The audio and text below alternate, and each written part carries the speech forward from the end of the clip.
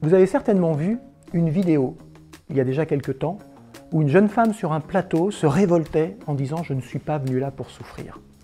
En matière d'expérience client transformative, parmi les 11 axes de réflexion, il y a effectivement cette phrase « Je ne suis pas venu là pour souffrir ». Qu'est-ce qui correspond à une souffrance pour un grand nombre de clients dans notre expérience client? Celle que l'on fait vivre de façon structurelle. Alors beaucoup d'entreprises travaillent sur les irritants, les pain points, des choses qui effectivement sont inhérentes à la façon dont on processe les choses. Mais il y a des émotions qui sont inhérentes tout simplement à la fonction que remplit le service. Et si on arrive à transformer et à prendre en compte cet état émotionnel, cette douleur avec laquelle le client vient, et si on arrive à faire disparaître par l'expérience et par le service que l'on offre cette souffrance, alors vous pouvez imaginer l'effet que ça peut produire sur un client. Et donc, aller chercher la souffrance avec laquelle tous les clients viennent, ou une grande partie des clients viennent, pour vivre une expérience et un service, et la prendre en charge, en étant parfois très audacieux, alors ça permet à des entreprises de se repositionner. J'aimerais partager avec vous deux exemples. Un premier exemple qui me concerne directement. Je suis, comme beaucoup d'hommes, dit-on, un peu trouillard lorsqu'il s'agit, entre autres, d'aller faire une piqûre, d'aller faire une prise de sang. Je déteste ça.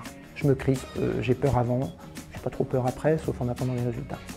Et bien, il y a un laboratoire qui s'appelle Cerba, qui a énormément de centres en France, qui a commencé par expérimenter une solution pour les enfants, qui viennent avec ces mêmes peurs. Et cette expérience avec le casque de réalité virtuelle leur fait complètement oublier leur peur. Parce qu'en fait, c'est plus souvent une question de peur, donc d'émotion, que de réelle souffrance. Et il est intéressant de constater que ce qui a fonctionné pour les enfants a également fonctionné pour les adultes. Et pour moi, lorsqu'il s'agit d'aller faire une prise de sang, forcément, je choisis ce service-là, je choisis ce laboratoire, tout simplement parce que je n'ai pas envie de souffrir. Je ne suis pas venu là pour souffrir. Un autre exemple, qui est assez différent et qui est bluffant, c'est Homeloop. Homeloop, c'est une agence immobilière qui s'est installée il y a peu de temps en France et qui est dans de nombreuses villes. En fait, ils ont compris que lorsqu'on vend un bien immobilier, on a une souffrance, on a une émotion négative, surtout lorsqu'on a impérativement besoin de vendre ce bien. Parce qu'on a un programme neuf qui va nous être livré prochainement, parce qu'on a racheté un autre bien, parce qu'on déménage, y compris dans une autre région ou un autre pays. Donc à un moment donné, l'idée de ne pas vendre son bien immobilier, c'est d'avoir un poids, une charge mentale, une charge émotionnelle.